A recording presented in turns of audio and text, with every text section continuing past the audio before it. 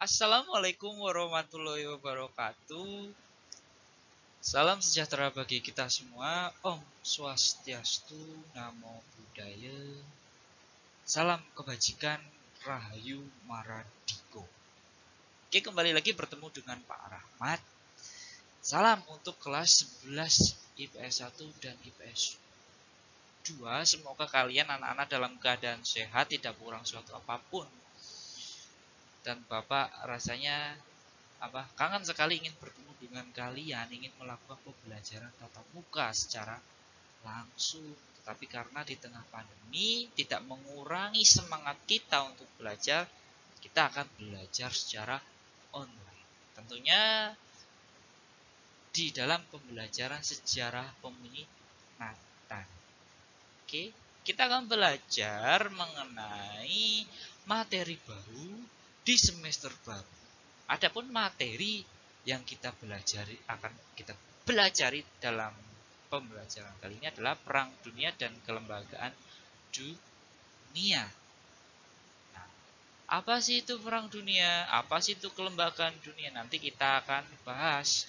Sebelumnya, kalian dipersilahkan untuk membuka buku catatan atau membuka LKS atau buku apapun sebagai bahan sumber referensi kalian. Siap anak-anak, kita memulai pembelajaran hari ini?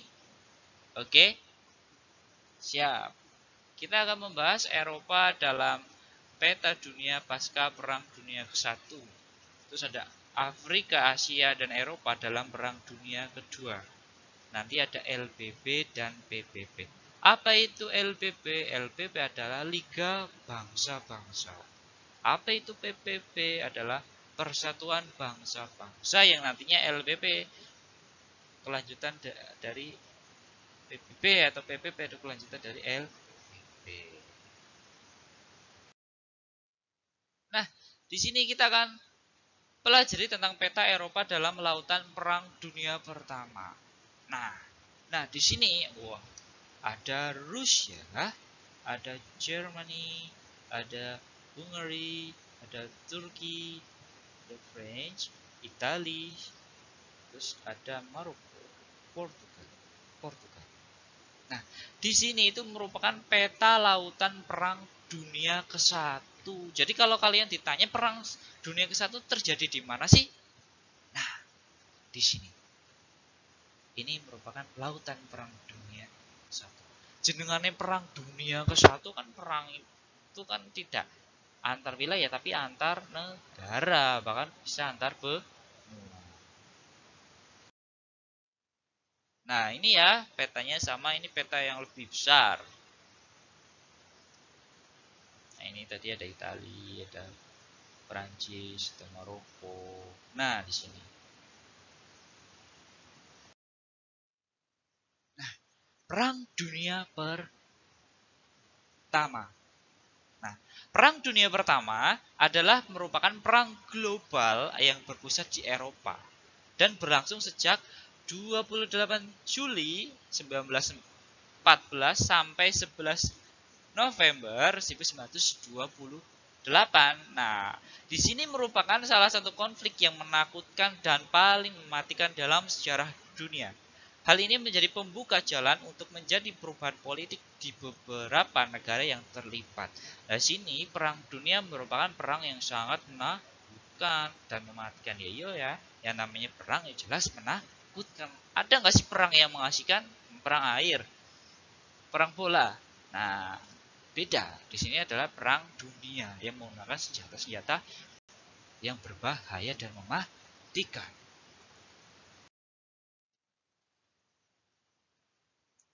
Nah, kita akan belajar apa sih faktor penyebab dari adanya Perang Dunia Pertama. Ternyata Perang Dunia Pertama itu terdiri dari sebab umum dan sebab khusus. Nah, di sini sebab umum dari adanya Perang Dunia Pertama adalah kemajuan industri. Yang kedua adalah politik kolonialisme dan imperialisme. Apa sih kolonialisme? Apa sih imperialisme? Ayo ingat, kalian sudah belajar ya di semester 1, tidak boleh lupa. Yang dimana kolonialisme berasal dari bahasa Latin koloni, yang berarti tanah dan imperialisme, keinginan untuk menjajah. Nah, yang ketiga ada politik mencari kawan atau persekutuan antar negara. Jadi politik mencari kawan, ora gelem dewean, geleme yo rame-rame, geleme yo kelompokan yang nanti akan melahirkan blok sentral dan blok sekutu. Terus ada perlombaan senjata. Wah, jadi berlomba-lomba cah untuk membuat senjata yang paling terkini, yang paling menakutkan agar terpandang sebagai negara yang canggih. Sebab khusus adalah pembunuhan Pangeran Franz Ferdinand dari kerajaan Austria oleh Gavrilo Princip. Wah, jadi ini sebab khususnya ono pangeran yang dibunuh. Jadi kayak ingin balas dendam ke Gavrilo Princip. Nah, pihak-pihak yang terlibat dalam Perang Dunia Pertama itu adalah blok sentral, ada blok sekutu. Sentral itu ada Jerman, ada Turki, ada Bulgaria, ada Austria. Blok sekutu ada Prancis, Rusia, Inggris, Amerika, Serbia, Belgia, Rumania, Yunani, Portugal, dan Jepang. Nah, jalannya Perang Dunia Pertama. Nah, Perang Dunia Pertama itu ada 4 ya. Ada front barat, front timur, front Balkan, front laut. Ya, di sini itu front ini itu merupakan sub-sub jalannya Perang Dunia Pertama. Di sini ada front barat ya. Kalian bisa lihat front barat. Di sini Jerman itu dipimpin oleh Ludendorff berhasil menguasai seluruh Belgia dan mendesak pasukan Inggris pada tanggal 23 Agustus kemudian menyerang atau menyeberang ke Prancis. Jadi di front barat ada yang bernama ini Jerman. Nah, ini perhatikan berhasil menguasai seluruh Belgia. Iki rangkumannya. Terus ada front timur. Nah, di front timur itu ketika Jerman menyerang Prancis, Rusia melakukan serangan terhadap provinsi Jerman namun bisa dikalahkan. Kekalahan Rusia ini mendorong pecahnya revolusi Rusia pada tahun 1917. Nah, selanjutnya ada front Balkan. Itu dalam pertempuran di Gallipoli Inggris berhasil dikalahkan oleh Turki dan mundur ke arah Yunani. Bulgaria menyerah pada tahun 1918, kemudian Turki berhasil dikalahkan Inggris pada tahun 1918. Terus ada front laut. Nah, ada front laut itu antara Inggris dan Jerman. Inggris perang karo Jerman tapi orang sing menang, intinya gitu. Nah, di sini ada kronologi singkat Perang Dunia Pertama. Nah, pada akhir 1915, Serbia dan Montenegro dikuasai Jerman. Kemacetan militer terjadi di front barat. Hal tersebut terjadi setelah serangan Jerman di Verdun dan serangan balasan sekutu di Somme. Inggris serta meneruskan blokade laut terhadap Eropa. Sementara itu, kapal selam Jerman menyerang kapal dagang sekutu. Maret 1917, kapal dagang Amerika Serikat ditenggelamkan. Terus ada Maret 1917, Tsar di Rusia berhasil digulingkan. Kemudian pada tahun 1918 terjadi serangan Jerman besar-besaran berhasil memukul mundur ke sekutu Marne. Ada September 1918. Di sini itu garis Hindenburg ditembus dan Jerman itu terdesak. Dan perjanjian Versailles pada 28 Juni 1919 ditandai di Prancis dengan membebankan rampasan perang pada Jerman dan Perang Dunia I berakhir dengan kemenangan di pihak sekutu. Inilah kronologi singkat Perang Dunia Pertama. Nah, sebab kalahnya blok sentral itu ternyata tidak ada keseimbangannya kekuatan yang saling berhadapan. Terus timbulnya pemberontakan-pemberontakan di negara-negara blok sentral dan terjadi pecahnya di dalam blok sentral. Nah, akibat Perang Dunia ke-1 itu bidang sosial, budaya, dan politik. Timbulnya perubahan kekuasaan wilayah dan timbulnya politik-politik itu bidang budaya dan politik. Bidang ekonomi Ekonomi liberal diganti dengan ekonomi terpimpin. Liberal itu bebas, terpimpin itu adalah berpusat kepada negara. Bidang kemanusiaan itu kemiskinan dan kemelaratan. Jelas yang namanya perang. Ya kan? Di bidang sosial ada gerakan emansipasi wanita. Itu akibat Perang Dunia ke-1. Nah, ini perjanjian Versailles. Itu di sini ada Jerman kehilangan wilayah. Jerman menyerahkan Alsace kepada Perancis. Nah, di sini demilitarisasi Jerman, ada Jerman membayar kerugian perang jutaan atau sebanyak 132 juta DM emas. Danzig dengan wilayah muara Sungai Wisla pada Laut Baltik dijadikan kota bebas Danzig. Ini ada tokoh-tokohnya Perang Dunia Pertama ya. Woodrow Wilson, Wilmenkow, Lloyd George di sini. Nah, ini perjanjiannya, yuk dibaca. Oke, kita lanjut. Nah, ini perjanjian Saint-Germain.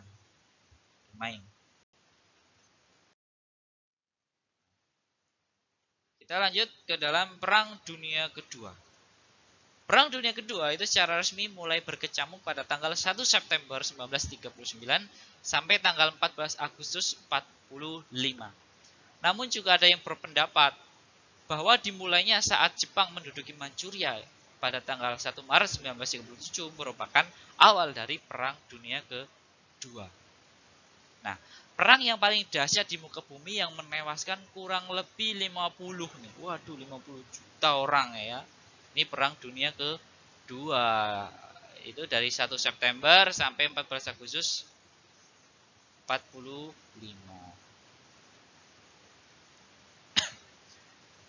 Perang Dunia Kedua itu terjadi di 3 benua, itu Afrika, Asia, dan Eropa.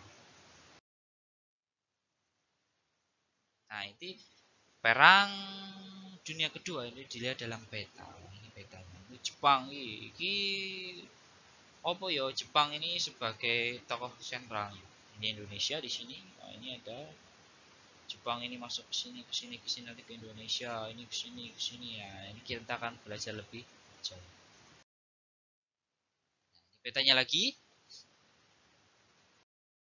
Nah, di sini kita akan membahas tentang faktor penyebab Perang Dunia Kedua. Itu ada sebab umum dan khusus sama seperti Perang Dunia ke-1. Di sini penyebab Perang Dunia Kedua adalah kegagalan LBB dalam menjalankan tugasnya. Yang di sini LBB adalah Liga Bangsa-Bangsa yang bertugas itu sebagai pemersatu bangsa, tetapi gagal ya wis enek perang ono ki wae ya. Nah, yang kedua itu munculnya politik aliansi. Kekacauan bidang ekonomi yang menimbulkan pemerintah diktator. Wah, semenang-menang ya. Munculnya rasa nasionalisme yang berlebih, itu Jerman itu kan, Calvinisme. Hitler, nasionalisme yang berlebih, Calvinisme. Terus ada munculnya paham-paham baru dan munculnya politik agresi militer. Terus adalah Jerman tidak mengakui lagi perjanjian Versailles yang tadi kita sudah bahas pada Perang Dunia ke-1 dan cita-cita Jerman dalam membalas kekalahan pada Perang Dunia ke-1. Artinya Jerman kalah toh, iki balas dendam neng Perang Dunia ke-2. Ada sebab khusus. Di sini serangan Jerman atas Polandia pada 1 September 1939 mengawali pertempuran di front Eropa. Jadi di Eropa dulu dan Afrika Utara dulu. Perang Dunia II itu berkecamuk. Yang kedua adalah serangan Jepang terhadap pangkalan Angkatan Laut Amerika Serikat di Pearl Harbor, Hawaii pada tanggal 7 Desember 1941 yang mengawali pertempuran di Pasifik. Ini adalah kronologi singkat Perang Dunia Kedua. Dimulai pada tahun 1942 ketika Hitler itu memerintah pasukannya itu menyerbu Stalingrad. Nah, kemudian pasukan Inggris menyerang kedudukan pasukan sentral di El Alamein, Mesir, dan kemudian pada 8 November pasukan sekutu mendarat di Aljazair dan Maroko. Tahun 1943 itu dimulai dari pasukan Jerman menyerang di Stalingrad. dan diakhiri pasukan sekutu mendarat di Salerno, Italia. Kemudian pada tahun 1944 itu pasukan sekutu mendarat secara besar-besaran di Normandia, Prancis. Peristiwa itu termasyhur dengan sebutan D-Day. Nah, sampai 20 Juli persekongkolan untuk membunuh Hitler itu mengalami kegagalan. 16 Desember pasukan Jerman menyerang pasukan Amerika Serikat di pertempuran Kulki. Nah, ini yang terpenting pada tahun 45 bahwa Hitler itu ternyata bunuh diri di Berlin. Pada 7 Mei, Jerman menyerah tanpa syarat di Rhine. Prancis. Peristiwa ini mengakhiri Perang Dunia ke-1. Yeay, sudah berakhir. Nah, akibat-akibat yang ditimbulkan dari Perang Dunia Kedua adalah di bidang politik, ekonomi, sosial. Di bidang sosial adalah pendirian UNRWA. Terus adalah kesengsaraan sosial mendorong perwujudan perdamaian abadi. Jadi ingin damai lah, wis sengsara kan perang. Nah, di bidang ekonomi itu Amerika Serikat itu ternyata muncul sebagai kreditor bagi seluruh dunia, terutama Eropa. Wis Amerika ini mulai sebagai negara adidaya itu dimulai setelah Perang Dunia Kedua. Di bidang politik itu muncul dua negara adik kuasa, itu Amerika Serikat dan Uni Soviet. Ya nanti itu akan perang, nanti perang dingin. Nah, yang kedua adalah munculnya perang dingin. Nah, ini kan akibat dari munculnya dua negara adik kuasa. Terus ada munculnya politik aliansi. Wah, politik geng-gengan lah ya. Itu adalah jatuhnya imperialisme.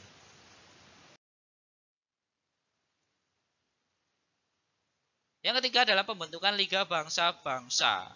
Liga Bangsa-Bangsa adalah sebuah organisasi internasional yang didirikan setelah Konferensi Paris 1919, tepatnya pada tanggal 10 Januari 1920. Idenya itu dicetuskan oleh Presiden Amerika Serikat Woodrow Wilson.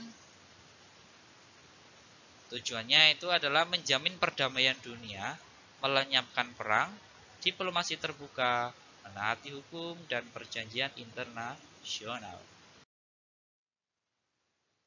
Tetapi LBP itu mengalami kegagalan dan adapun sebab-sebabnya yang terutama adalah LBP atau Liga Bangsa-Bangsa tidak mempunyai angkatan bersenjata dan bergantung pada kekuasaan internasional. Jadi ini tergantung, tidak independen.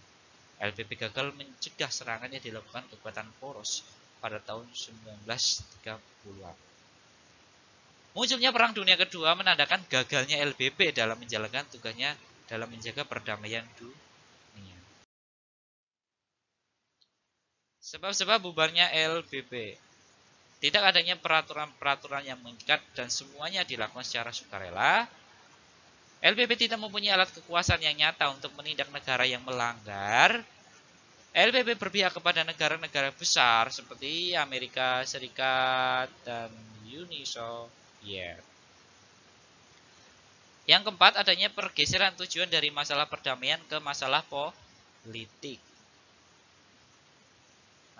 Karena ketidakberhasilannya dalam melaksanakan tugasnya, LBP digantikan menjadi PBB pada tanggal 24 Oktober 1945 di San Francisco, Amerika Serikat.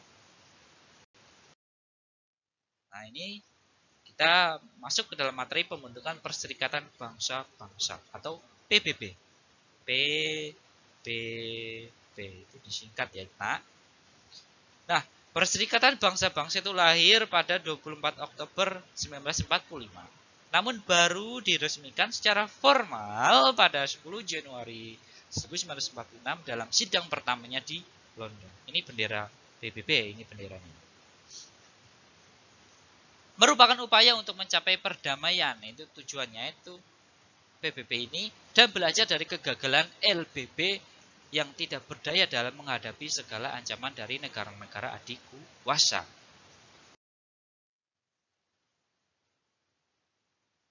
Nah, ini adalah sejarah singkat PBB.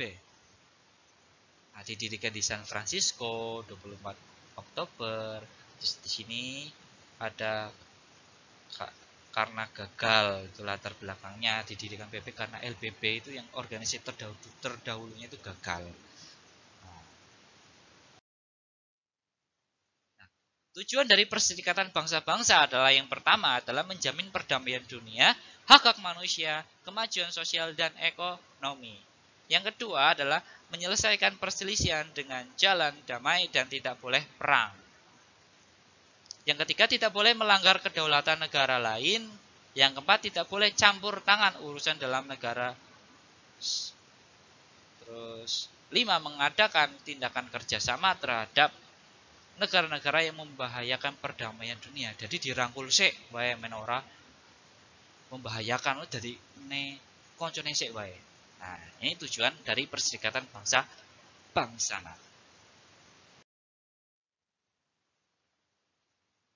Nah, dalam rangka mengimplementasikan kerja-kerja, PBB membentuk badan-badan keorganisasian. Ada ini. Nah,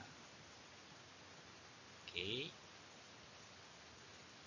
Itu ada sidang umum. Tugasnya merundingkan segala hal yang diajukan oleh Dewan Keamanan. Dan Dewan Keamanan itu bertugas memelihara keamanan dan perdamaian serta memutuskan sanksi dalam mengambil tindakan yang diperlukan. Nah, sekian penjelasan dari Pak Rahmat mengenai materi baru mengenai Perang Dunia ke-1 dan 2 dan kelembagaan dunia yaitu LBB dan PBB. Semoga dapat membantu dan kalian dipersilahkan untuk membuka buku dan literasi lainnya yang menyangkut tentang Perang Dunia ke-1 dan ke-2. Nah, oke. Selanjutnya silahkan kalian untuk mengerjakan tugas. Sekian dari Pak Rahmat. Wassalamualaikum warahmatullahi wabarakatuh.